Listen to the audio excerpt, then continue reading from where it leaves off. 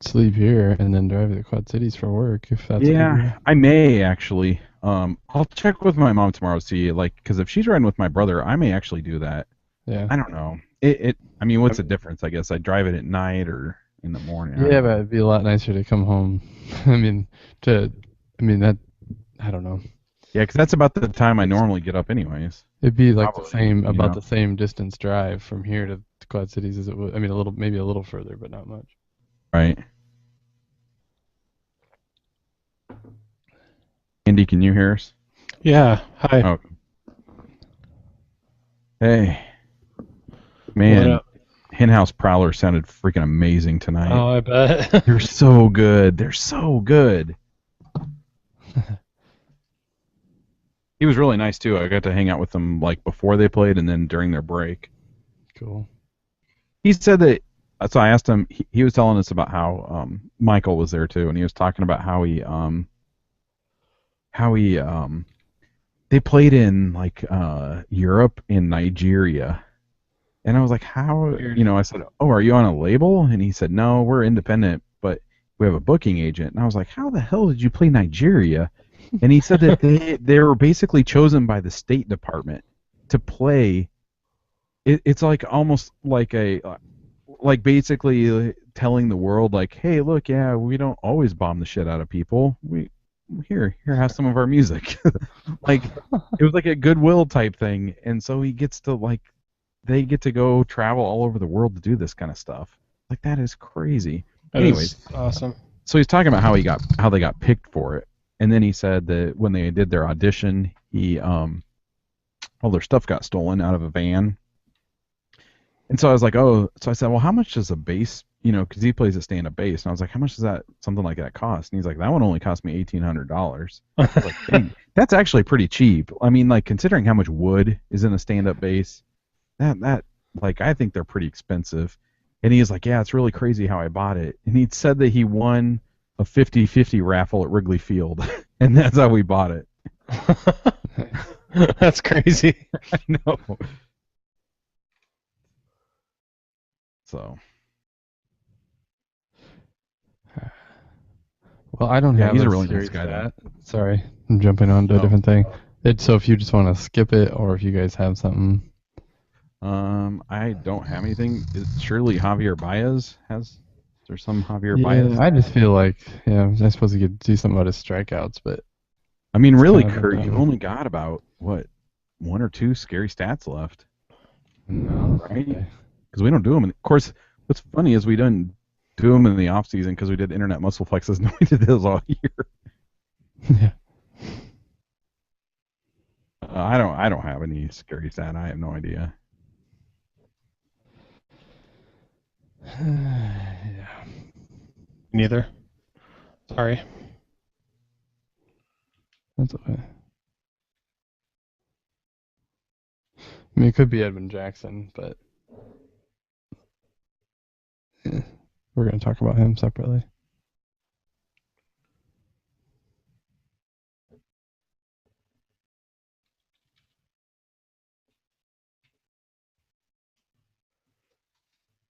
Arrieta's last outing, the one against the Reds, the one hitter. Yeah.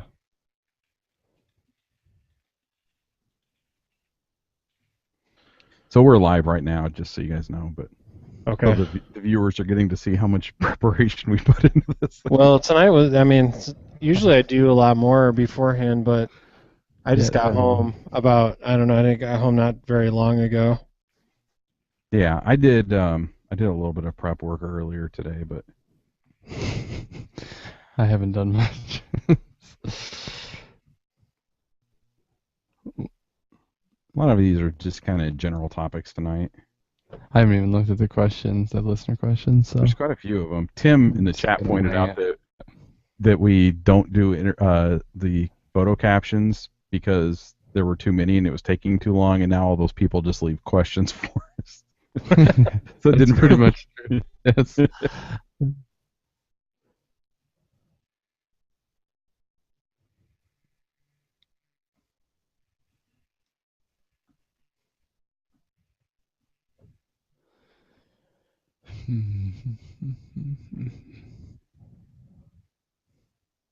to grab a beer before we start, but I probably should too.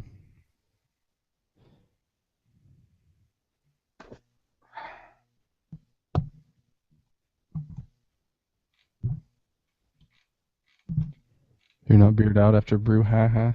no, and I've already drank 2 tonight. Oh boy. Had a Mill Creek Oktoberfest and a man, what was the other one? I checked into it and Untapped. I can't remember what it was. They were both good. It was another pumpkin beer. I'm on a Oktoberfest pumpkin beer kick right now. Yeah, I've been drinking Oktoberfest. And also a home brew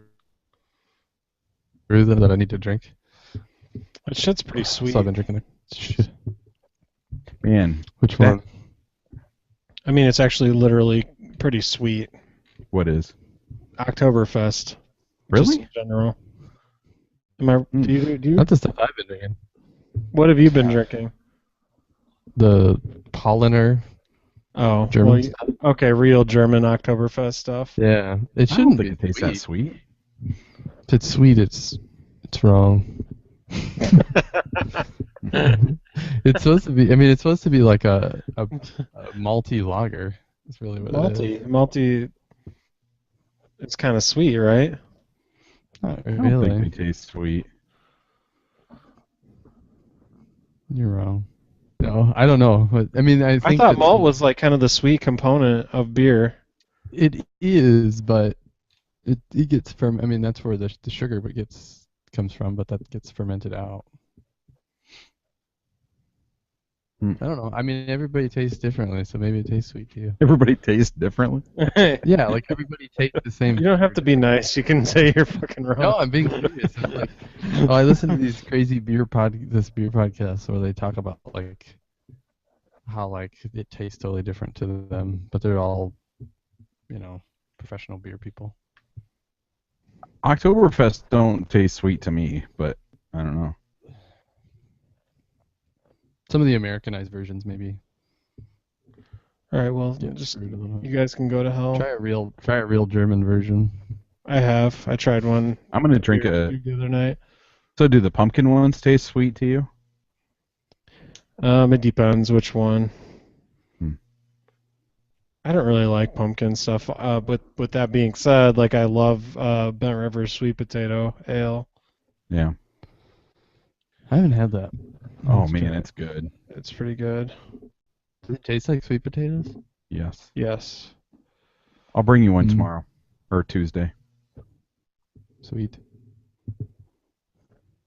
All right, I'm gonna go grab a beer. Yeah, me too. All right.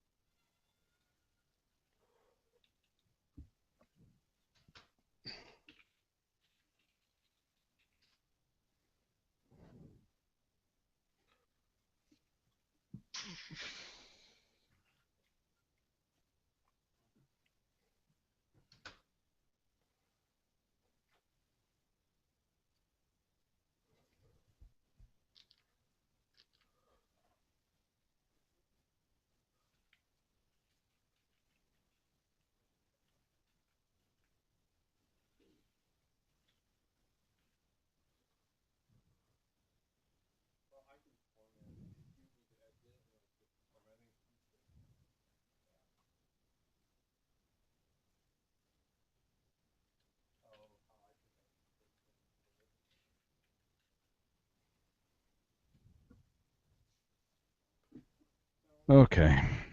Oh, Kurt's still out.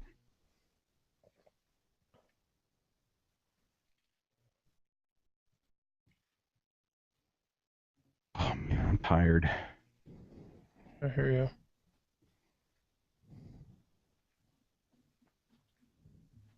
Worked outside all day today. Took me like freaking 3 hours to mow my lawn today. Oh, I needed to do that today and I didn't get it done. Man. I decided I was gonna normally I mow it at like a 3, and I decided to go down to a 2.25. Was that too low? It was. I didn't realize how long my grass was until I made that first swipe, and I was like, just barely crawling along because the blade couldn't keep up, and I was like, oh, this is gonna be How many long settings do you have on afternoon. your mower deck that you can go to 2.25? What's that? I said, how many settings do you have on your mower that you can do it at a 2.25? I think it goes from 1 to 5, maybe. I'm not sure. And you can do There's a like lot. quarter. Yeah, it's in quarter increments. Whoa, that's a lot of variables. Yeah, it took me a long time.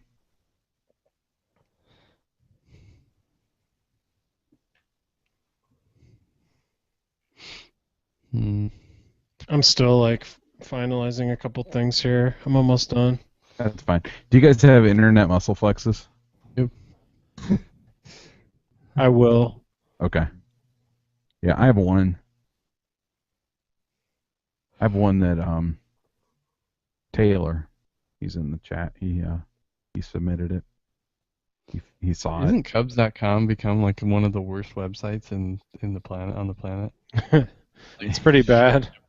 Like you go there, I go there. If you that top banner where you normally would see scores, how it will cover it up for an ad, and you have to click to Yeah. make the ad go away. I get so tired of like you go to look at news and it's like Cubs win challenge, in That's sixth all it inning. is. It's like, what the hell is this? I don't care. Like, I want to see actual news, not like play-by-play of a freaking game. Yep, that's totally it, too. It's like, I don't know. I don't know if it's like that's what they're making Carrie Muscat do, or if she's just like, fuck this shit. Here's a The challenge. I'm gonna write an article. latter.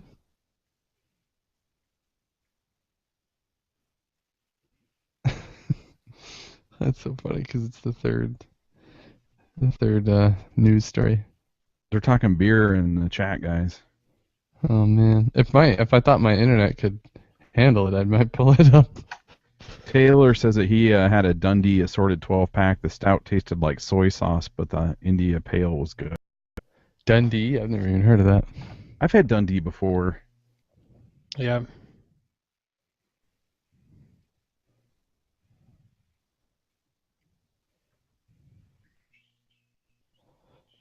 I think I know what I could do. I haven't done a positive stat in a while. There you go. Is there one? Coughlin, You maybe? know what? I'll be right back. Yeah, that's a good point. I'm gonna grab a water because I'm gonna run out of this beer pretty quick. Get another beer, dude.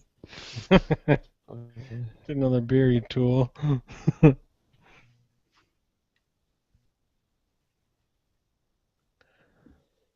could go with Starlin Castro's September stats. They were pretty incredible before he went down. 5 at bats.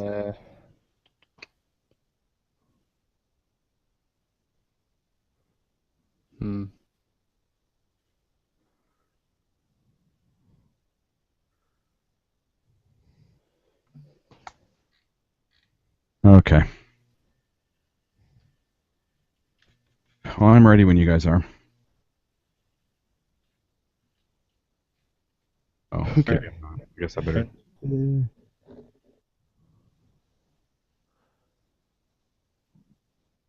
I don't know. Yeah, Coughlin's been pretty good, but not like scary good. I don't think he'll ever be.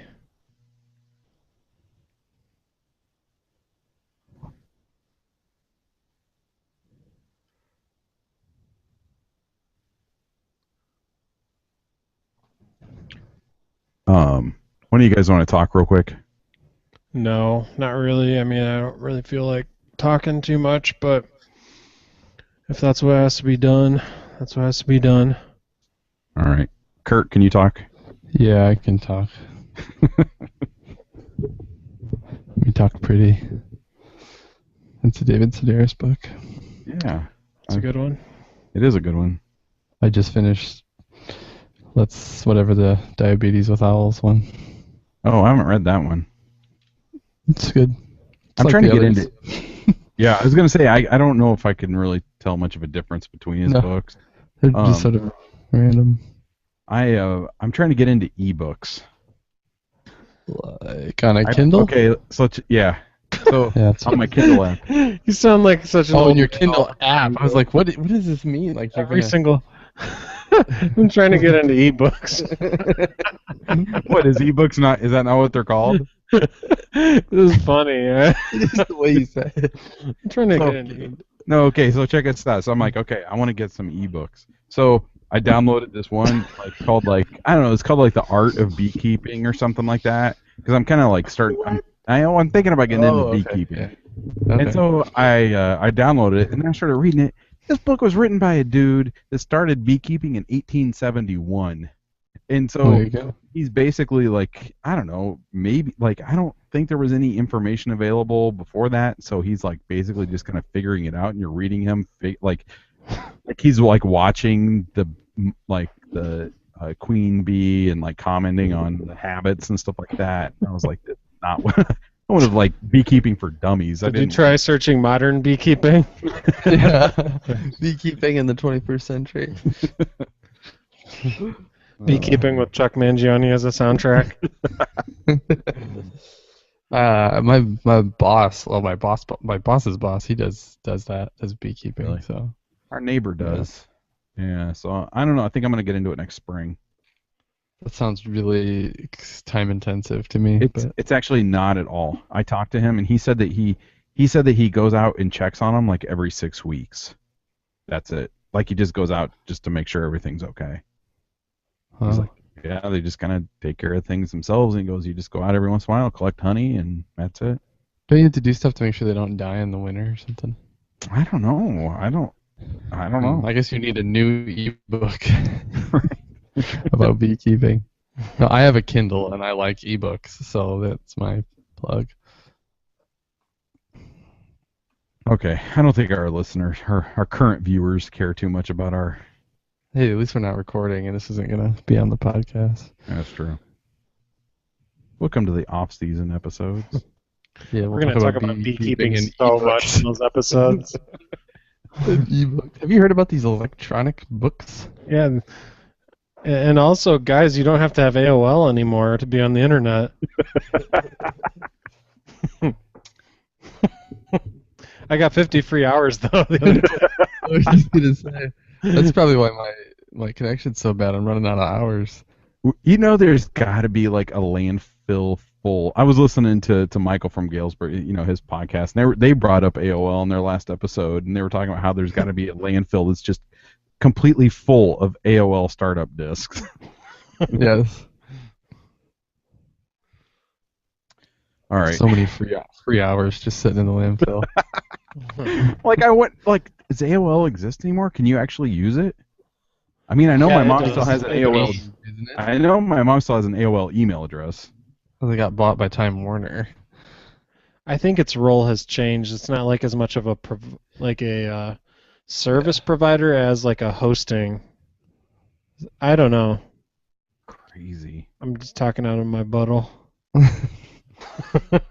Little. Well, All right. Are you guys ready?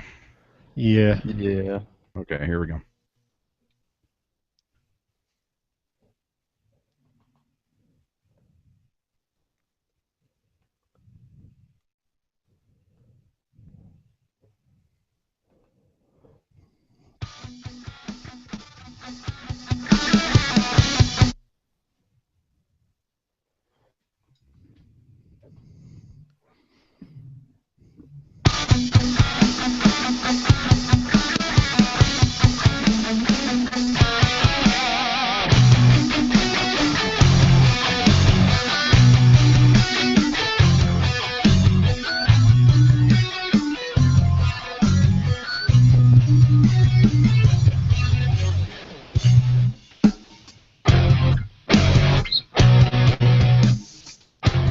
Hi, and welcome to this week's episode of the IVMV podcast. I'm one of your co-hosts. My name is Corey, and I am joined through a Google Plus Hangout with the other two hosts of this podcast. Hey, it's Andy. And Kurt.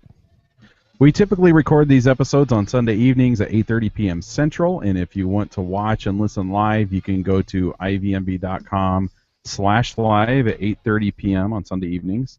And this is the 273rd episode of our podcast. And I was curious a few days ago, and it looks like number 300 will happen when we're at spring training.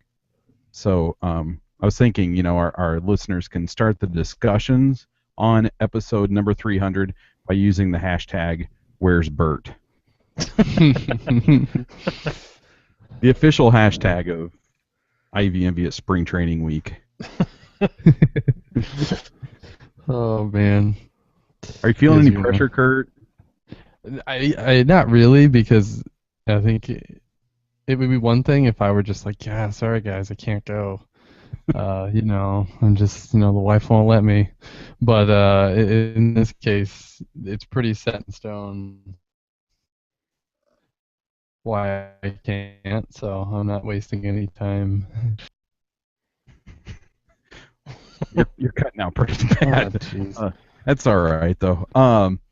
I do quickly want to give a shout out to John from the Hen House Prowlers. He listens to the podcast, and I think I mentioned before his band came through Galesburg, and he gave me a heads up, and so I went and watched them. It was a lot of fun, and they were actually coming through Galesburg tonight, and so I went out and watched them for a couple hours, and they're really good, and bluegrass. So if you like bluegrass stuff, and really like their vocal harmonies are so good, just a really good band. And actually, I'm going to play their song as our outro tonight. So if you're listening at the end of the show, you'll hear one of their songs. So here we are, last week of the Cubs 2014 season. And over the next few episodes, we'll review the season. We'll kind of look back on things and look back on our predictions that we made for the season. Are you guys coming out here that weekend? This could have been discussed beforehand, but Yeah, we'll discuss that again at some point when we're not recording, or do you want to discuss it now? well, okay. So there's a chance that the three of us may be in studio, like last year when we looked back at our season predictions. Yeah.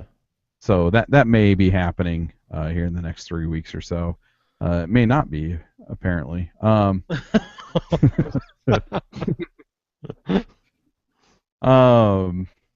So while the games aren't meaningful and September hasn't exactly turned out the way that we thought it would, I think that Jake Arrieta is still doing everything he can to entice us to watch Cubs baseball. Single-handedly, he is making Cubs baseball interesting 1 out of every 5 days.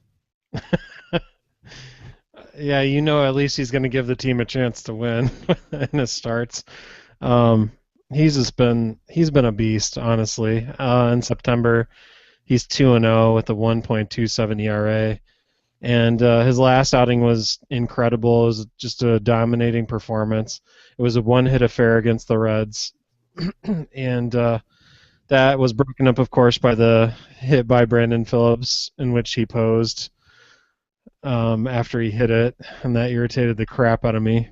Yeah, while we're doing that, It's time for the Ass Hat of the Week. can we agree that Brandon Phillips is the asshat of the week? Yeah, what a tool. So okay, so is this the third time that Arrieta has carried a no-hitter deep into the game? It seems like it's the third time. Yeah, he's had one against At the least the Reds. He's had one against the Reds, and then I forget when the other one was, but yeah, It was immediately after that. Reds, yeah. and then The it was game that- versus Boston in Boston. Right, yeah. And then the game that I went to, like shortly after that, he took one into like the 5th inning, I think. Yeah. Oh yeah. Okay. Yeah. That was in June. Against the Reds in June at Wrigley, and then 6 days later against the Red Sox, he took a no-hitter into the 8th. So yeah. So he has the potential to be lights out. It seems like every single start, and so he's emerging as the guy who could be the opening day, and probably will be the opening day starter for the 2015 Cubs. depending on what they do in the free agent market. But I would assume that he's probably going to be the guy. So here's a question for you guys, not to interrupt you, Andy, but let's say we're getting ready to start the 2014 season. So he's And- currently 9-5 with the. I'm just kidding. I was making fun of how you said. Sorry to interrupt you. It's flow. There for a second, I was like, I don't think he heard me. Okay, so it's before, we're starting the 2014 season, and I tell you, Jake Arrieta looks like he may be the opening day starter for 2015. Like, that would be, like, what would your gut instinct be? No Your way. gut That's reaction? that's Samardz's spot. That is bull crap. And well, you got to remember that Arrieta started the season on the DL with a shoulder Right? problem. So It's hard to. It's like being on a jury and the judge tells you to strike something from the record. It's hard to not. It's hard to make that judgment without knowing what we know. It's like it's kind of so hard to forget how good he is. Because I probably would have told you you're nuts, but now I'm thinking, it seems reasonable. I mean, we had seen flashes of how good he could be before this season, but this season has been awesome. It's been. And the other side of that question is it because they've got nobody else and he's like the best of the worst? But Well, but I mean, he has, he's the best. He's actually earned it. He actually is that good. Right. Whereas we may have thought, oh well, what else do we have? here's what I'm kind of like wondering: is it that he is what he looks like he is, or is he what Travis Wood looked like he was last year? He's I don't know. He's I didn't really definitely look seems. at many advanced metrics on him, but like, I don't think he's really pitching like that far above what he is. I'll check some of that stuff out really quickly, but Yeah, I think we're seeing like by and large like a true representation of what he is. Yeah. and I think too with Arrieta, this was the expectation when he was a prospect or something like this, like a front end rotation guy, and then he kind of faded off with the Orioles, and the Cubs, built him back up. So I guess people thought he could be this, and then maybe gave up on it, and now he's sort of showing what he was supposed to be. Dude, his FIP is lower than his ERA. And this guy is sick. So were you guys watching that game that night? I watched a good chunk of it, but not the whole thing. I was watching it. It was awesome. His pitches had so much late life on them. It was awesome. I wasn't watching it, but I was keeping track of what was going on. He was tracking it, guys. Tracking it. I wondered what that meant at first. What is he tracking? How is he tracking it? Following footprints out by the lake? That's clearly a T-Rex print. Oh, the cougar is back. I was tracking it through Twitter, and then I was like, "Well, I'm just saying, you can keep up with what's going on in a game." And I'll tell you, I mean, I had some episodes of The Leftovers to get caught up on, No. and so I'm kind of paying attention, and obviously because I want to know what's going on. But like we talked about this last week? Do I really want to sit down and dedicate 3 hours? But then, as things got more interesting as the game went on, I flipped There are a over. few games that are so worth it lately, like that one. Yeah, but you have to sit through some pretty bad ones to get to the Right, That's and true. that's That's true. why You you never track- know, like that's why which you ones track are going to things be the ones. Right, that's why you track things on Twitter, and then if it looks interesting, then you turn it on. Then you turn it on and blow the no hitter. I And know. then- So I turn it on for the Brandon Phillips at bat, and Tawny's just like, he's gonna get a base hit, and I was like, no, he's not. So Tawny's the one that ruined it? Maybe I thought it was me for flipping it on. I should have just ignored it and continued to watch The Leftovers, but Yeah, Jake, you didn't deserve Jake's performance that night. no. But so that was kind of disappointing, and then I just got mad that it was Brandon Phillips and turned it off. If I remember correctly, he threw like a couple pitches prior to the one that Phillips hit hard were pretty hittable too. Like it kind of looked like I think it was like, wasn't it? Phillips was down 2 strikes, wasn't he? Yes, he was. Yep. But I don't know. It is cool, I guess, to at least there's that in September. How You know, about how about Caesar's attempt on yes. that That ball? was kind of scary, I thought he was actually. going to get to it. I did too. He I thought he almost was going to did. kill himself if he He did. was going to kill himself to get to that ball, man. I loved that. I thought that was so awesome. Yeah, I'll tell you what. If he would have caught that and crashed into the wall, there is a segment of Cubs fans that would love him more than Jake Arrieta. Yeah. Oh, I think there's Seriously. more than a segment. There's probably a good percentage. Be the Tony Campana missers. Right, exactly. Or the Reed Johnson fans. Sam Fold. I'm a Reed Johnson fan. I love his little Billy Goat hook beard.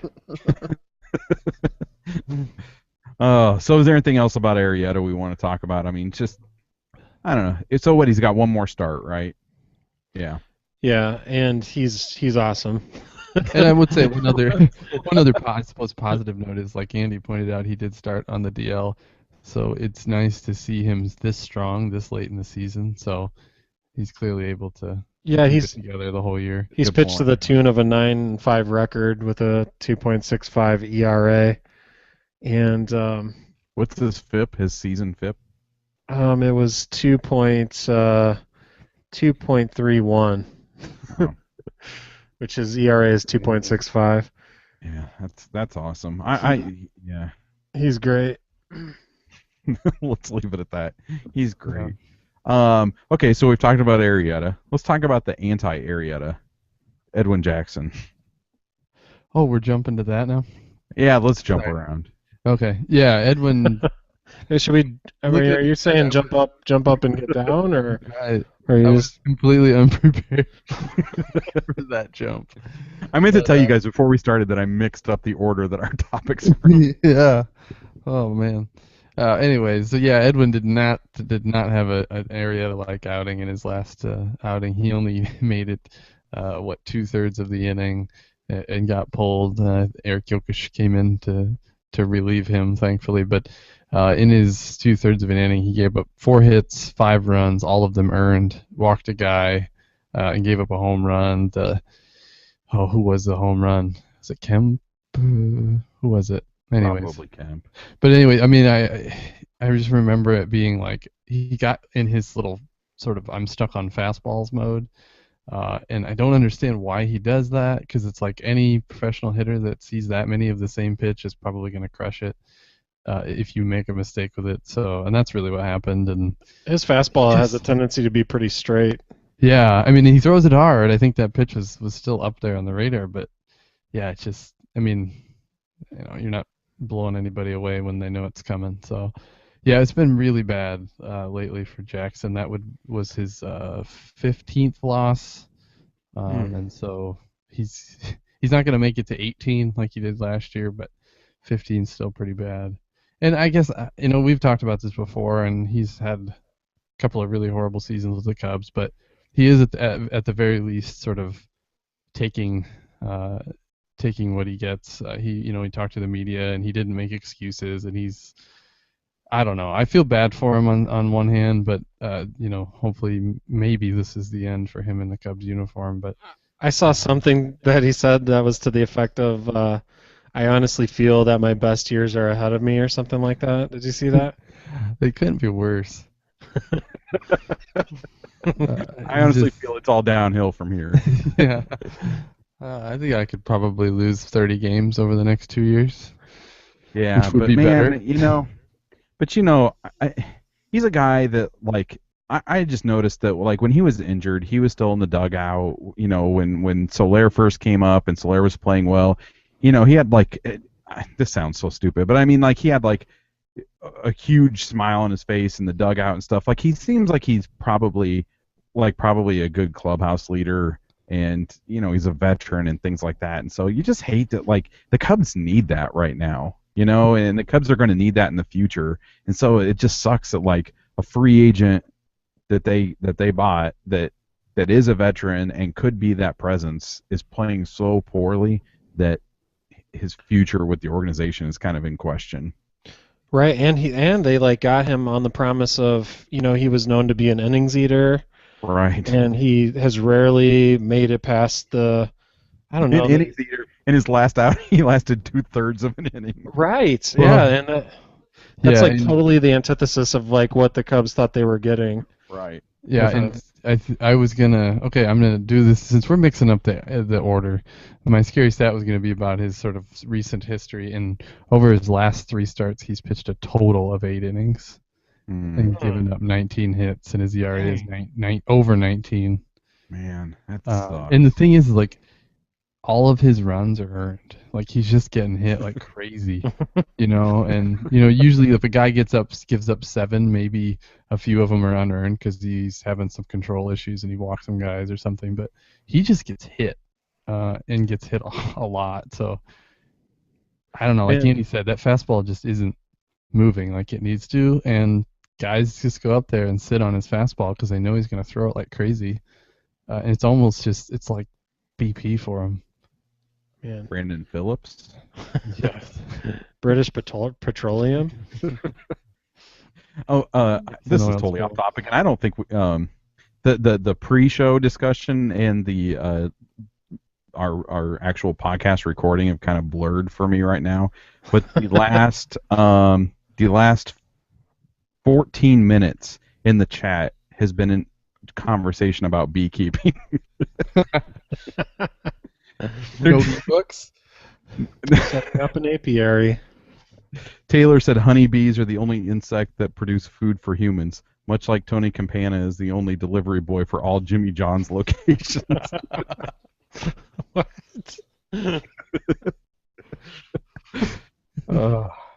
We didn't talk about beekeeping on the recording, did we? I can't remember. I No, don't think we we did. didn't. Okay. So But that now means it's on there. nothing. right. That means nothing to everyone listening. Anything else about Jackson? Yeah, he's been bad. I don't think he'll be back. Possibly. I mean, do you guys think it was his last start for the Cubs? What is he? I was talking about that with John and Michael from Galesburg tonight at that show, and I was saying, like, I think he's going to be in the bullpen. Yeah. I don't know, but then again, I think they're going to give him every opportunity to start. What do they owe him? 22 mil or something like that for 2 I don't seasons? remember what it is. I want to say it's like just over 20 million, Okay, see like here. 11 mil per season, something like that. Yeah, I mean, Yeah, he is owed 22 million. so I guess, like, really, you would want to give him every opportunity to be what you thought he could be. And Right. so, like, let Bosio work with him in the off season, let whoever work with him, and hopefully try next season. And depending on what your options are, and the Cubs have a lot of options, if it's not looking good, then just move him to the bullpen. I mean, and the Cubs have shown themselves to be willing to eat a lot of money in the recent past. Right. I'm not saying that they're going to do that. I think I agree more with your bullpen option, but Well, they've also been willing to eat contracts that they weren't they didn't sign on the line for. right. This is someone that this front office chose, so things might be a little bit different. I don't know. Yeah, good I do point. think if he does get moved, it's probably going to be a swap for a similar guy who's Reclamation practice. underperforming on a big contract. Yeah. I mean, I think they tried that. There was some interest in doing that at the deadline, but they couldn't get something worked out. Like Upton from the Braves, there was some talk about that. Both Right. underperforming on big contracts. Right. One guy that they're not going to be able to swap him for is Milton Bradley. That guy's out of baseball for good now. I'm sure that this front office was thinking that's the guy they wanted. All right. Can we move on from Edwin? Yeah. Yes. Okay. Well, this week's episode of the podcast is brought to you by the Hall of Fame level contributors to our Patreon campaign. A special thanks to our associate producers, Matt Macer and Anthony Hutfels. And the rest of the Hall of Fame level contributors are Michael from Colorado, Shane, Tony, Jane, Andrew, Charles, Sean, Dallas from Australia, and Jeremy. And thanks to Mike for jumping on the campaign this week. Patreon is kind of like Kickstarter for bloggers, podcasters, YouTube channel people, and other content providers. Our Patreon campaign helps us pay our bills and make equipment upgrades, and it helps us fund some of the things that we'd like to do in the future with the podcast. And if you enjoy our podcast, there are several levels that you can contribute at, and they start at just $1 a month, and every dollar does help us. And also this week we started our IVMV Patreon contributor private Facebook page or group, and we've had some fun discussions in there already. I'm having fun with that. That's kind of cool. I'm glad we decided to do that. That's a good idea. And so if you want to check out all the levels and the perks that we offer at every level, then you can go to patreon.com/IVMV. That's patreon.com/IVMV.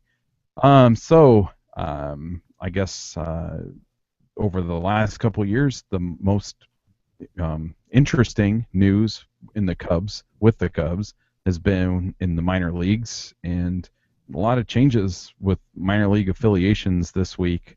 And I guess we'll just let's start locally, I guess. The Midwest League, for those of us that live in the Midwest, Kane County is no longer affiliated with the Cubs, and they are now in South Bend.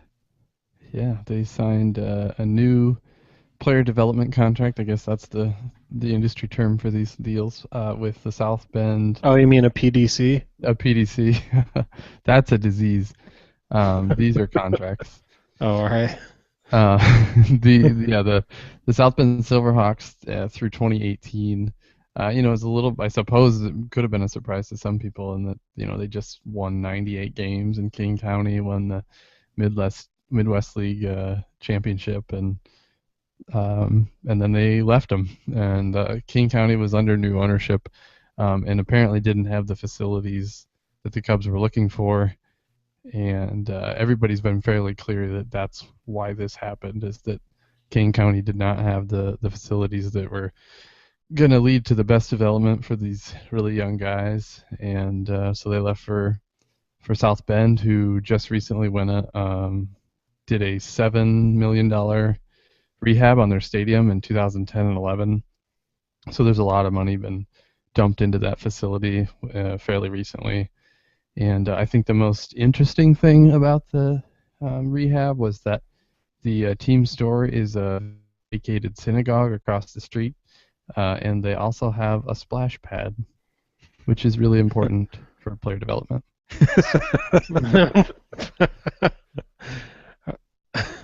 I was about to make a menstruation joke, so I'm glad you. Oh, good. What is a splash pad? That's like the little fountains, the water that Like shoots little up from water the ground fountain that the kids play in. Oh, okay. Yeah, splash pad. I've been to a few of those in my day. I feel like a real turd for not going to a single Kane County game at Kane County. I don't. Why though? I mean, if you're I mean, going to drive that there, far, you just go to the Cubs game. That's what I was gonna say. If I'm there, I'm going to a Cubs game. I guess. I don't know. I mean, I saw Kane County play, in Peoria, Burlington, Quad Cities, and everything over the last couple of years, but I don't know, man. That little Kane County stint, that went by pretty quickly. Yeah, It 2 did. years. Yeah. I think it was a stopgap, and I think maybe people knew that because I don't know why you would sign a deal 2 years ago in a place where you didn't like the facilities. Other than proximity. I mean, at the time, that's what it was. Proximity, It was yeah. like, oh, But I this is think it was closer. them. Yeah, it was the best option I had, I suppose. And then I mean, they didn't even bother changing the uniforms. Really, they just added the Cubs patch to them. Yeah, that's true. And so I think South Bend. Didn't I read that this upcoming week, they're revealing the new name and the new logo and the new uniforms and everything like that. So maybe that'll be more. I mean, it's a little bit further than Kane County, but it's not. It's still I guess you would consider South Bend to be somewhat the Chicago area. I mean, we would. Anybody that doesn't live in Chicago would consider South Bend to be somewhat in the Chicago area. Yeah, but that does leave one last note. That does leave the Cougars with just the Diamondbacks or the A's left to sign a deal with. So they don't have a lot of options. Yeah, man, this just kind of makes me wish that the Cubs would not have left Peoria. Yeah. That was disappointing. And they have good facilities there. I mean, don't they? I mean, I've never I actually been guess there. I But, don't know. I mean, I guess I don't really know what they consider to be facilities. well, they don't have a Because- splash pad though. They don't have a splash pad. That's true, but they do have palm trees. So Yeah. there's that. But I mean, like, I don't know. I guess I just look at it in that these minor league teams, man, they travel so much, and by bus, and I'm wondering, like, when they're home, what time do they have? I mean, it seems like there isn't that much time to do a lot of training other than, like, oh, we're going to take batting practice and maybe some workouts, but it's not like I don't think any of these minor league teams are going to have facilities like what the Cubs have in Mesa now or anything like that. So I thought don't. you were about to say what the Cubs have at Wrigley. No, this is an upgrade. Yeah, it's better. Whatever a minor league team has is an upgrade. That's what Michael was tonight. He was saying something about how the Cubs are trying to get their minor league players in good facilities so that when they go to Wrigley, they don't need to worry about it. Maybe it's good that they're like experiencing terrible facilities on the way to Wrigley. Right. And then another move was Daytona moved. Well, Daytona didn't. The Cubs pulled their affiliation with Daytona, and they're now with Myrtle Beach. Yeah, they signed a PDC with Myrtle Beach through 2016. And really, like, what it boiled down to, at least what everybody says, is that there's so many rainouts in Daytona that they wanted to move their affiliate somewhere where that wasn't as much of a problem. From what I read, rainouts had kind of increased over the past 3 years too, so it had become more of a problem in recent memory. And So are then, they saying that because the front office made this decision, there were those nut jobs that believe in what climate change and stuff? Epsteier's a big, him and Al Gore. don't call Well, it I don't global think warming. I don't think Mr. Ricketts probably does. Epsteyer. Yeah, so anyway, the facilities are another issue in this move too, because Jackie Robinson Park, it was actually opened in 1914, and this is where Daytona plays. And they built the grandstand in 1962. So, like, the facilities there are pretty old. Obviously, I've never been in them, but I mean, I don't know why the facilities would matter because nobody goes to those games. I'm talking about, like, you got to imagine, like, the infrastructure within the Oh, stadium, okay. where the Right. players are, is probably fairly like, just kind of run down, I would guess, shabby. This is all speculation, but the other thing is that Myrtle Beach's stadium, get a load of this name, ticketreturn.com field.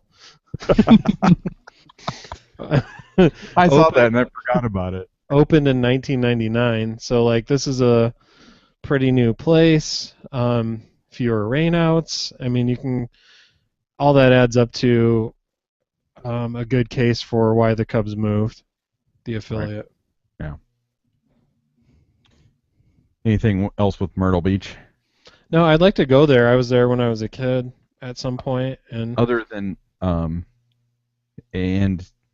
sure we will see plenty of Eastbound and Down oh yeah, memes and stuff right, in the Cubs Twitterverse. because that was a stop for Kenny Powers, right? Right, yeah. And then the Cubs short season affiliate has been Boise since 2001, and the Cubs moved their Northwest League affiliate to Eugene. And again, the theme in all of these moves is player facilities. Jason McLeod said, quote, "The Eugene Ball Club offers a first-class facility at the University of Oregon, one of the most impressive facilities in short season baseball." So they're mooching. Right, I guess so. They're taking advantage of that Nike money, I guess. So yeah, it's all about player development right now, and I think it's pretty obvious that player facilities are important, from the new spring training facility to the renovations that are planned for Wrigley Field, and now pretty much every level in between. And so, yeah, I guess that's the next step is good development. And this is really, I mean, if you want to be a front office homer, like we probably are, it's good to see them making decisions based on things that will result in on the field. The results will be on the field. You know what I mean? Right. Yeah. And there was a quote that I saw that Theo made about like it's hard not to look like I don't know what the word he used, but I'll say jerk in these situations. Right. But he did that like in the end, this is only about the best for the players. Yeah, and these are really moves like this is the kind of stuff that happens that you can't really it's not measurable. You can't look at a player necessarily and say, oh well, he had really good facilities in AA or a short season. It's gonna. You could tell Soler's toilets flushed really well at Iowa, and when I think of facilities, like, have you ever said I got to go use the facilities? Okay. Oh man, it's gonna get. This is how it affects us. Is that it's gonna be hard not to say Boise and King County and Daytona. It's gonna be. Hey, at least the minor affiliate hat, and it's Tennessee, so I didn't lose them. You didn't pick the wrong one. Right. Yeah. So where we kind of stand with those teams? So the Cubs extended their PDC with the Iowa Cubs, and that will go through 2018 now. And so with Tennessee, if you're curious where things stand with them, the Cubs renewed their agreement with Tennessee just a few months ago, and that keeps the AA affiliate there in Tennessee through 2018 as well. So the other ones are 2 years. I think they were all 2 years, weren't they? That's usually what the length of that contract is. The South Bend. Are you talking about the new ones they signed? Right. No, the South Bend ones through 2018.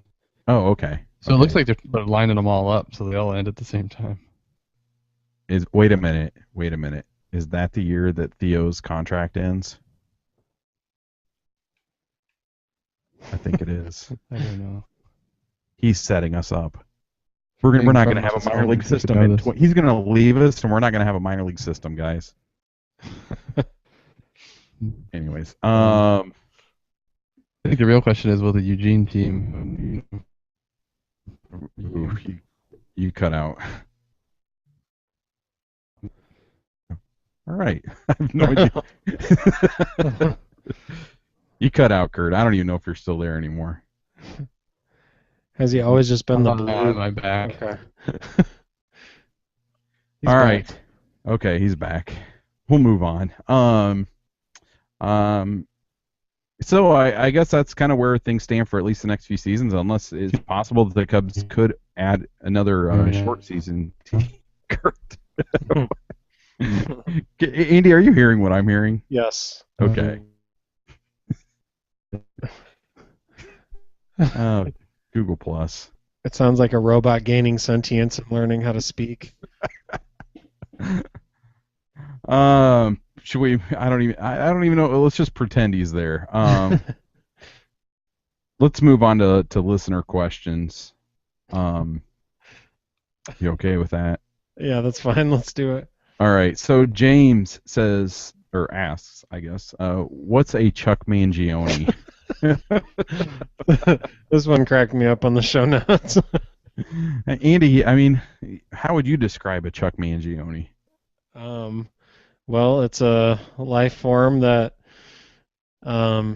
exudes manliness via amazing facial hair and also just musical chops on the flugelhorn. How would you explain what a Chuck Mangione is? Yeah, I think that sums it up. I'll agree with that. All right. I just followed this person on Twitter, and the handle was Box of Millipedes at Box of Millipedes, but the username was Cuck Mangione. I don't know what that's all about. I'm trying to figure it out. Oh man. So, but Chuck Mangione questions are always welcome on the IVMV podcast. oh yeah. Tim says, "What's that spot on Arrieta's hat in the one hitter that he had to touch 2 to 3 times per pitch?" And he attached a picture. Well, what's your answer, guys? In my back. Can you hear me? Yes. Yeah, we can hear you. Okay, good. Sorry about the earlier difficulties. No, my take on it is that that's just his spot, like in his routine, that he always wiggles the hat in the same. He touches the bill in the same spot, so it's Right. just his like greasy Dirt. fingerprint. Dirt spot, yeah. Yeah, I don't think it's a pine tar. I mean, it would be interesting to look. Yeah. Did you guys have a chance to look at that link that I put in the show notes about this? No, I didn't. I did. Yeah, I think I Explain did. it, Andy. I think I did. Maybe not. Okay, well, anyway, this guy is a former Major League pitcher, Dick Hayhurst. wrote What was that again? Can you repeat that? he wrote an article. Are you sure this isn't an Onion article? It's not. It's an article on Deadspin, and it's called "The Major League Pitcher's Guide to Doctoring a Baseball." And in his article, he made it sound like it's a fairly common thing to do to doctor a ball. And he gave a list of substances that pitchers often use to do that, from pine tar to firm grip to shaving cream to sunscreen mixed with rosin. And so I think it very well could have been on Arrieta's cap that it's just his spot that he touches that just got really sweaty and is just that. But also, like in this article, it makes it sound like it's a fairly common thing to do. And we have seen pitchers ejected for that this year. For example, Pineda for the Yankees. What's his first name? Michael Pineda for the Yankees got ejected this season for having pine tar on his neck. Do you guys remember that? Yeah, he had it like behind his ear, didn't he? Yeah. Or just back on yeah, the back of on the his back neck. of his neck. Yeah. But that was the second incident of him doing that this season. Like, there was a game with the Red Sox, earlier in the year, in which he had a brown hand, and then like it came. He had a brown hand, and then he came back after the middle of an inning, and it was gone, and so they kind of ignored it. But Brian Cashman, the Yankees general manager, was quoted as saying Cashman said that Pineda's blatancy had essentially forced Farrell to bring it to the umpire's attention. So the time he got ejected, he was just like going to that spot so much that he was like basically forced to bring it up. So Right. it sounds like if a player can be kind of like subtle about it, like they can sort of get away with it.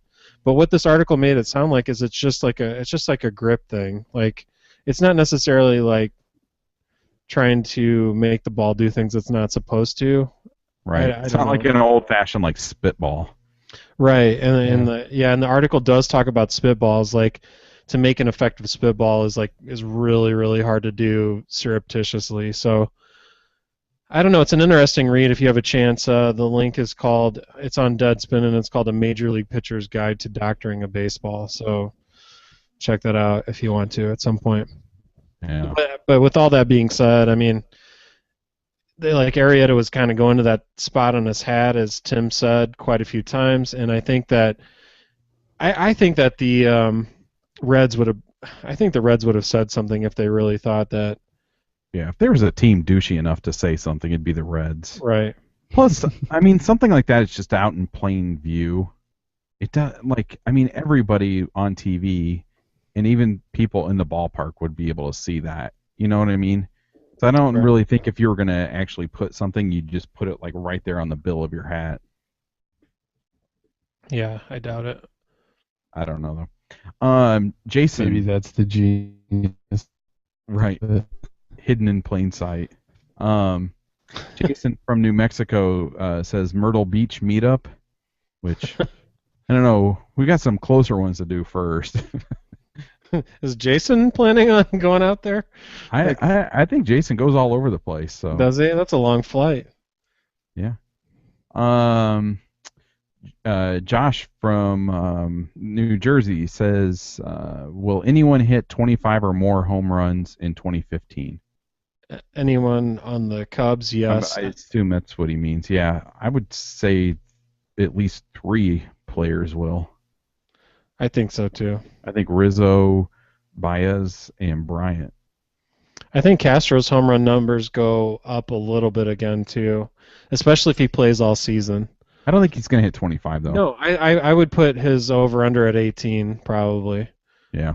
Oh man, you're already Maybe making a like little bit lower. predictions for next year. Oh, let's just calm down. Just calm it down a little bit. I'm just saying I think his home run numbers will go up a little bit. You're already setting over-unders for the 2015 season prediction episode. Yeah, and then you can go ahead and track it.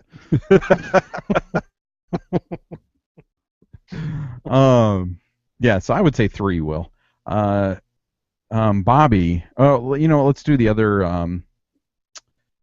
other Josh question. He says, "Do you think the Cubs will go out and get a good starting pitcher? If so, who?" We kind of talked about this last week, I think. Yeah.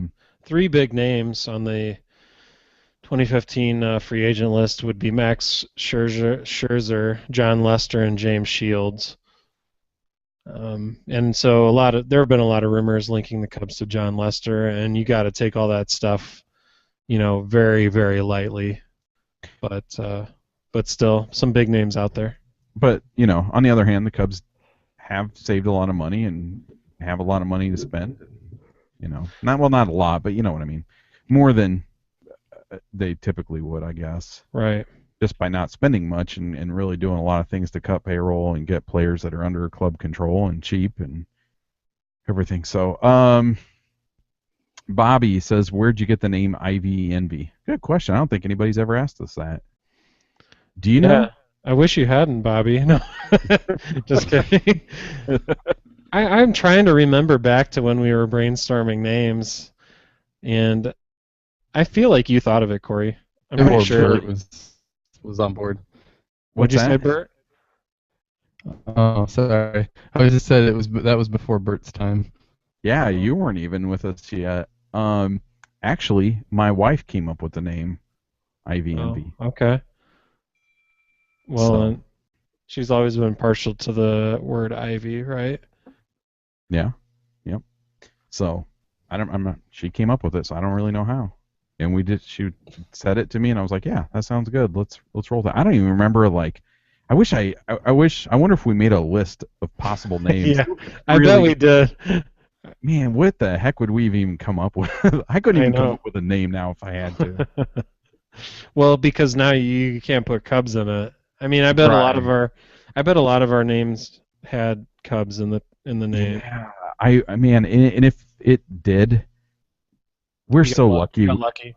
We're so lucky we didn't choose. Although, I don't think that the Cubs, or it's not the Cubs so much, but Major League Baseball, Advanced Media, I don't think that they've gone after blogs and stuff. And that's how we started, was a blog. We did that for a season, and then we added the podcast.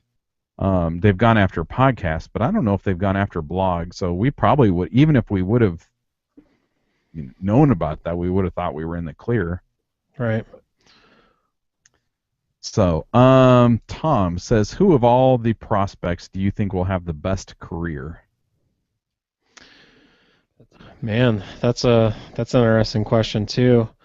I gotta think that I still gotta think that maybe Bryant. I think I might say Bryant on this one, or I might be inclined to say Russell.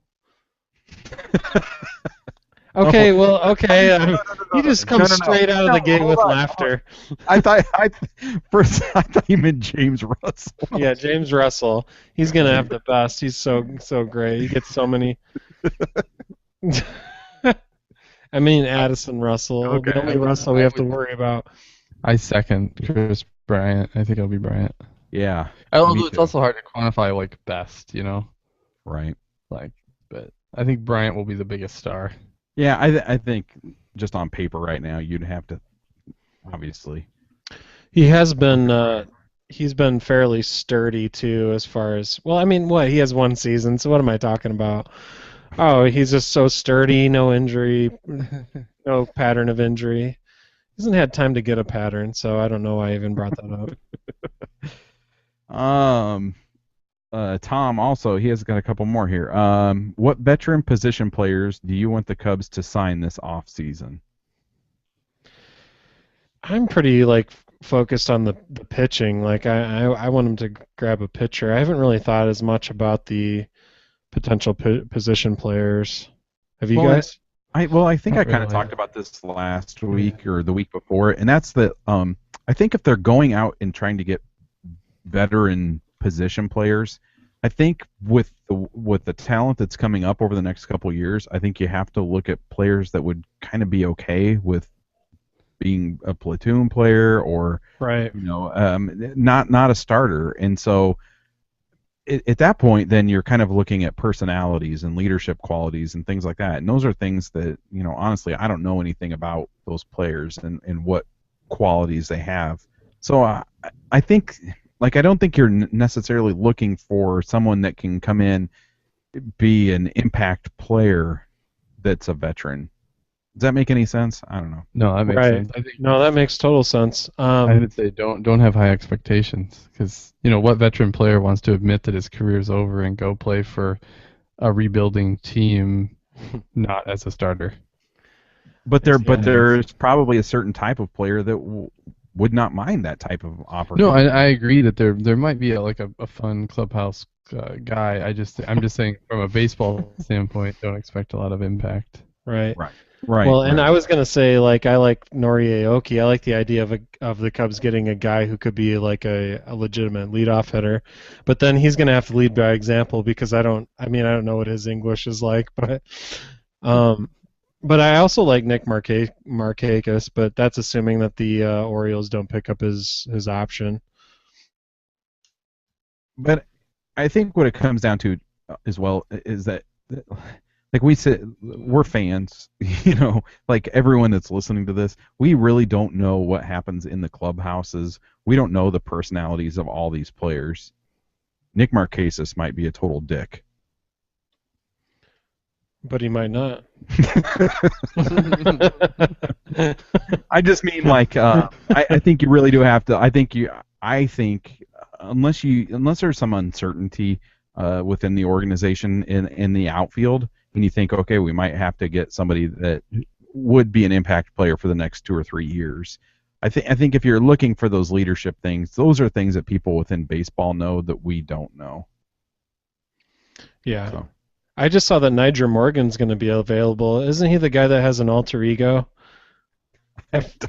I feel like he has another personality. No, you're thinking about that dude. He played for the Cubs. No, he died, right? Ryan Friel. Yeah, no, I'm not thinking about Farney. I'm serious. Okay, Niger Morgan has an alter ego. Hang on. Well, you can hear the clacking. Quick Google Yes, his alter ego is Tony Plush. Seriously. Okay, that's who I want. I want Tony Plush. I don't want Niger Morgan. I want Tony Plush. Just get me Tony like Plush Tony on the phone.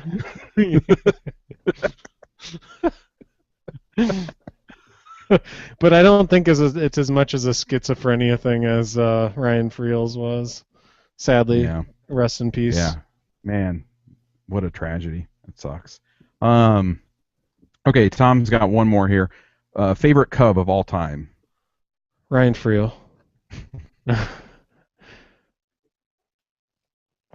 Wow. Okay. Well, for me, I guess growing up in the 80s, it would have to be Sandberg. Dang it, you took mine, jerk. Well, we kind of Yeah, grew mine up in this. We grew up in the same era. We were friends. So. I didn't expect this at all. Well, that was out of the blue. Tony Campana. But Kurt, you're kind of from a different era. Yeah, but it's still Sandberg for me, just because even though I wasn't devoted to the Cubs when I was a kid, he was still one of my favorite players. Okay, You know? okay, we all have to pick a number 2. Okay. Oh, good call. That's harder. I'll tell you, at the time, it probably would. I mean, Dawson is kind of the easy choice. Dang it. I know, I didn't but see that one coming. but he's not my choice. I really liked Mark Grace. And Mark Grace is the reason that I tried for a period of time. I tried to become a left-handed hitter because I wanted to hit like Mark Grace. So Sorry, man. I'm sorry. I'm a terrible person. Keep going. You're talking about your your emulation of a hero, and I'm laughing. I'm a jerk. no, I mean at the time, I if I had to choose a number two, it would kind of be a tie between Dawson and Grace. All right, all right. Mine would be Dawson. Yeah. I remember watching one game where the Cubs were down. I think the bases were loaded, and I remember saying, "Gosh, it's going to be so incredible if he hits a homer here," and he did. Like right after I said it out loud, and I loved him after that. Even before that, but then after that, I loved him more. Kurt, are you there? Can you hear me? Yes. Yeah. Oh well, I missed pretty much everything that was said in the last 3 minutes, but I'm pretty sure you both said Dawson and Grace, which I guess would be mine as well. But I guess if I'm gonna throw in a newer era guy that I did really like, I suppose I'd go with like Derek Lee. But I wouldn't put him in my favorite of all time. But but given that, like you said, I'm a little bit of a latecomer, I always really liked him. Yeah. My slightly newer era choice is Ted Lilly, as you guys know. Andy, when you were telling your story about watching a game when you were a kid and thinking it'd be awesome if Dawson could hit a home, I'm going to take us way off topic here. This is something I don't know if we've talked about in the last like 25 years. Do you remember watching a game? We were at my cousin's house, and they didn't cut away to a commercial. Yes, I know exactly what you're talking about. I do remember this. Yeah. Okay. Anyway, So keep going. it was on WGN, and they didn't cut away to a commercial fast enough, and They cut the video, but not the audio. right. And so for about, it was like 10 or 15 seconds. Was it Steve Stone, I think? Steve Stone, yeah, and And the Cubs just lost. I think they just lost a game in the bottom of the ninth. but they had blown it. It was like kind of Right. an ugly game. Yeah. And he kind of went off on the Cubs. Do you remember what he yes, said? I do. He said something the effect, like along the lines of GD Cubs, like they're never gonna. Man, I don't really remember it now that I think about it, but I do remember like some like GD Cubs, like how terrible they were, something along those lines. Yeah, and I remember like us sitting there watching it, like, and our jaws dropped. Yeah, because we were thinking, did we just hear that? Like, did we really just hear that? Yeah. Anyways, I didn't mean to submit to force our listeners to listen to that. But we haven't talked about that since like we were kids. Huh. Yeah. I'm glad you remember that. Okay, Jordan says thoughts on Ricky's first year. If Theo has to make another coaching hire and the team is ready to win, does he pry Francona out of Cleveland? And here's another, and kind of to go along with that, Don says, yes, I want to know your thoughts on Renteria. I assume he's not the guy who takes us to the playoffs, right? Does he even have playoff experience? Sorry, you go ahead, Corey. Well, this kind of came up in conversation on our Facebook earlier in the week, and I was kind of critical of, I can't even think of what game it was, but it was the first game of the Dodgers series, and they had, oh my God, his name just flew out of my head. Help me out here. He was with the Royals. Crap, I can't think of his name. Shoot. Anyways, damn it. This is good stuff. Anyways, so he looked bad. What's his name? God. I know what you're talking about. I don't know what you're talking about.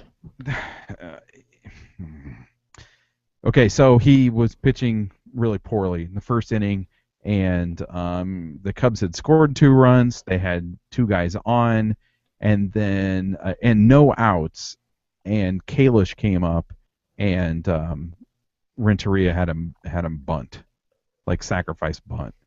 And I just I know that there's been people that have been like, critical of his the amount of bunting that the Cubs have done on a Renteria, and like I that really frustrated me, and I think I kind of questioned his managing on Facebook when I just the Cubs really had the opportunity against a very good team. I mean they had whatever the hell the pitcher's name was.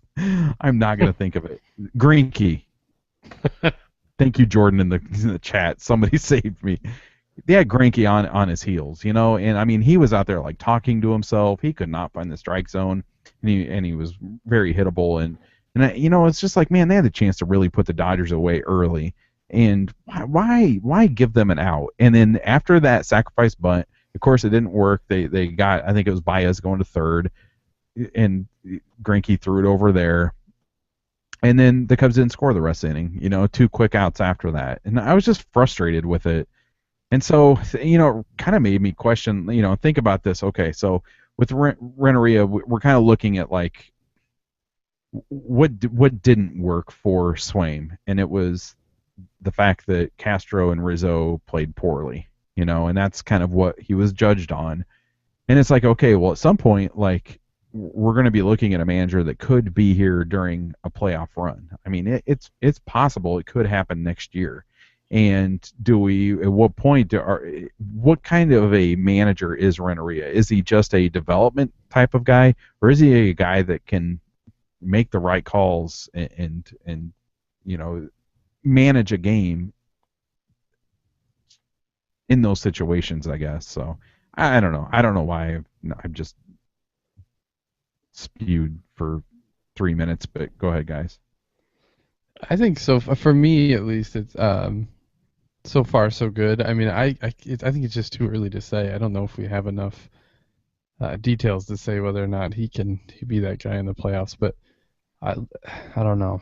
I think outside of the whole celebrity manager guy like a Francona, he's probably one of the better ones. And so I'm okay so far, but I could change my tune fairly quickly. Yeah, I think it'll be nice. Oh, go ahead, Andy. I'm sorry.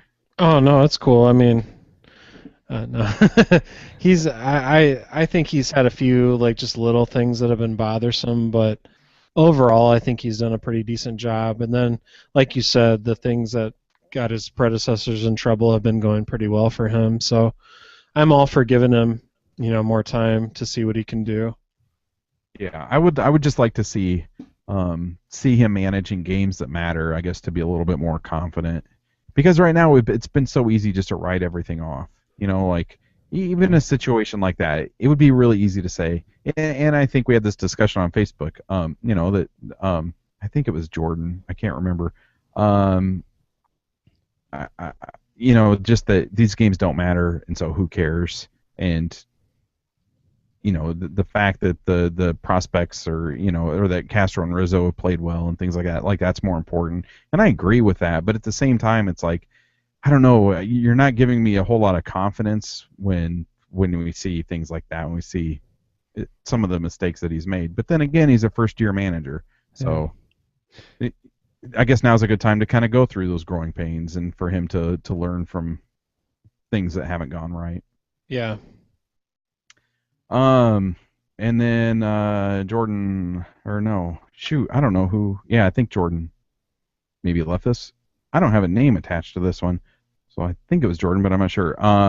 You talked about Bryant or Old at third last week. What about Valbuena? Nothing more than a super utility player? ? I think that's a kind of a to be decided in spring training question. Yeah. I mean, don't you guys? Yeah, I mean, Yeah, I think so. Valbuena is a super utility player, and I think you would prefer Olt or Bryant to be playing well enough to dethrone Valbuena from third base, ideally. Yeah, I mean, to start the season, it's Olter Valbuena, in spring training, and then I think the wild card comes when what happens with Bryant early next year. Do they want to keep him at third to compete for that job, or is he moving? Right. So I mean, I think Valbuena deserves a lot of credit for as well as he's played, but there's no way if Bryant proves he can play third, then it's a done deal. Right. Yeah. David says in April the Cubs played 18 out of 27 games against NL Central opponents, and in May played 12 out of 28 games against the NL Central. We see with the season coming to a close that the Cubs and Brewers are both mediocre teams, the Brewers having a good start and the Cubs having a poor start. Given that the divisional standings for the year can often be determined by these small sample size games in April, do you think MLB should switch the schedules to have fewer intra-divisional games in April and more later in the season? For example, in college football, the least important games are always played at the beginning of the season. I think it's in the Cubs' interest. I mean, it's in the team's interest, at least financially speaking, to have a number of teams against division rivals early in the season. Yeah, and I think I think college football does it because they have so few games, so you're ramping up to your well, it's kind of seen as like a tune-up conference schedule. Yeah, whereas in baseball, it's like it's 162 games, and then I think there are discrepancies like you pointed out, but for the most part, they all mean about the same in a 162 game season. But I think it's an interesting point, but yeah, definitely. I mean, I seem to remember when they released next year's schedule. I think like the last 2 or 3 weeks of the season are last couple weeks. Seems like the last number of series are against teams in the NL Central, which kind of makes it interesting for these playoff races here towards the end. I mean, the Cubs play 2 teams in the division here to end the 2014 season, so I do kind of like that. I do like them ending the season playing teams in their division, and I think it makes these race. If you had a divisional race come down to the end and those 2 teams were playing each other, I think that makes it pretty exciting rather than them playing 2 different teams and maybe 2 teams that aren't even in any race, and I think that kind of waters it down a little bit. Yeah, like the Cubs Blue Jays was kind of a stretch to maintain interest for me. Right. Yeah. Well, and it would be frustrating too if you're let's say the Cubs and the Cardinals are in a in a divisional race at the end of the season, and it comes down to the last series, and the Cardinals get to play the Padres or the Rockies or somebody it's just expanded their roster and it's just a bunch of junk, and the Cubs had to play a good team. Take your pick. I could see that being kind of frustrating, but anyways, I guess that's a game of baseball. That's how it's going to work. You can't really control that. Nate says Edwin Jackson thoughts, and I think we've kind of covered that. There aren't very many positive Edwin Jackson thoughts that we have. Other than seems like a nice guy. Does seem like a nice guy, and we were really optimistic too. Heading into the season, at least I was optimistic, which makes me nervous about being somewhat optimistic about Mike Olt for next year. But isn't it nice to if a guy fails, then there's somebody behind him. I mean, that's the difference for us now. Good point. Yep. Yeah. All right, I'm gonna read a few iTunes reviews. So I'm gonna play a little Chuck Mangione over that. Feels so good. These 2 reviews came from iTunes, and the first one's from Madeline, and Madeline says, "This podcast is just okay." So obviously a little crack at Andy there, or at Geronimo, I guess. It's a 5-star rating, so that's how I know that it's a joke. in the same way that Baez is just okay. Corey, Andy, and Bert offer good beer analysis as well as witty banter. If you like minor league baseball, this podcast is for you. Oh man. And the next review is also a 5-star review. This comes from Anthony Squizzo, and it's the title of it is Must Listen Cubs Podcast, and it reads, as I was down in the dumps thinking about these prospects that are never going to pan out.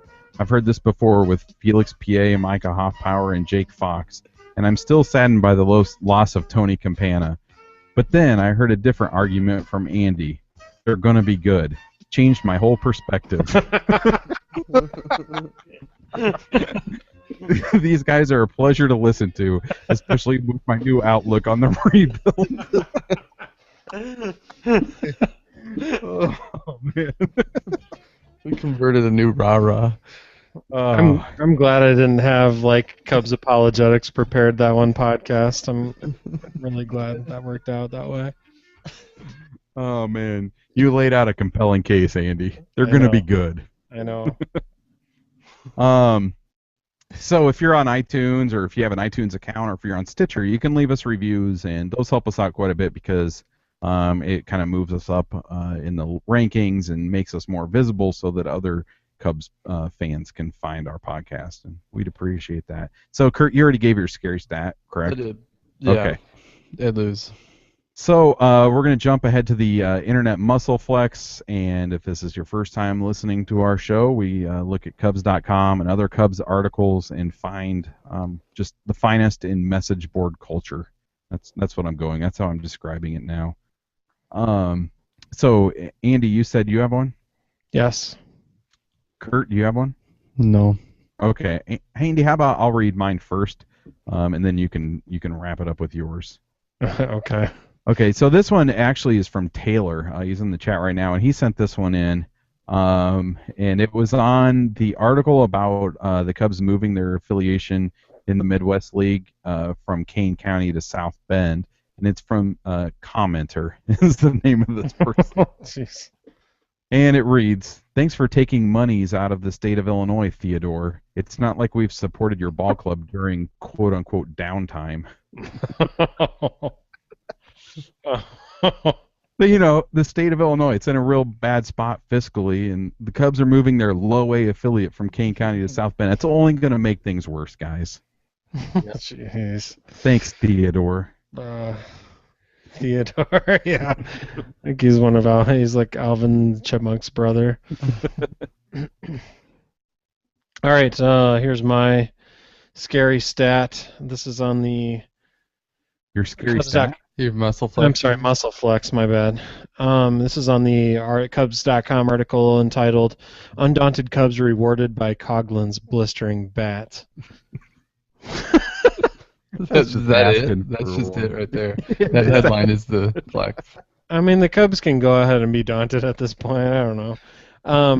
But at least they have Coughlin's Blistering Bat. But so there's like all this conversation about Javi and you know things related to the game, and then here this commenter chimes in with something that really contributes.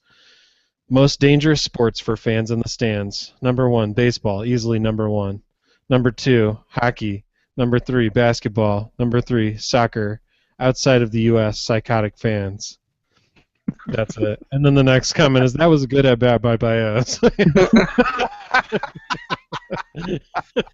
Nobody responds to it. Oh, man. Contributes nothing. No response. Wait, so he commented on his own comment? No, he did. He just had his comment that was about the most dangerous. Somebody else came through with the nice at bat by Baez. Yeah, that was like the next comment down, but it wasn't in response to the most dangerous sports list. How could he have omitted like bull riding, like a bull or bullfighting? I mean, that seems pretty dangerous. Oh man, I love message boards. They're I awesome. hate them don't. at the same time. All right. Well, that does it for this week's episode. Thanks for downloading, and thanks to everyone that watched this thing live tonight. And one more week of baseball, and then the Cubs 2014 season will be done. The Cubs host the Cardinals for a Monday through Wednesday series, and then they head up to Milwaukee for a weekend series. And the Cardinals will obviously still be in the playoff hunt, so maybe the Cubs can do everything they can to help the Pirates win the division and force St. Louis into a wild card spot. That's what would make me happy this week, I guess. The Brewer series will probably not matter at all for either team, but it's our last chance to watch the Cubs until spring training, so enjoy it. We will be back next Sunday night, and until then, enjoy the in-house Prowlers and go Cubs. All right. Oh.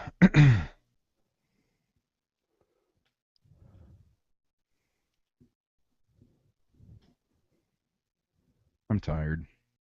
Oh, I thought you were playing the song and we couldn't hear it. No, I'm gonna put it in later. Oh, that's what she said, or he said. All right, guys. Yeah, I gotta go to bed. All Me right. too. I'm tapped. I'll see you guys. Yeah. All right. Oh, See you Corey, guys later. just text me like tomorrow if you want to stay. Yeah. I'll let you know, and I'll let you know like what the plan is as far as when we're getting there and stuff. I would have That's guessed fine. that those tickets are in my mom's name. Yeah. Well, I mean, I'll probably just like maybe try to meet with you guys, or if you are staying, you could just come here and we could go together. And Oh yeah, that's not a bad idea. I only say text me so I can wash the sheets on the bed.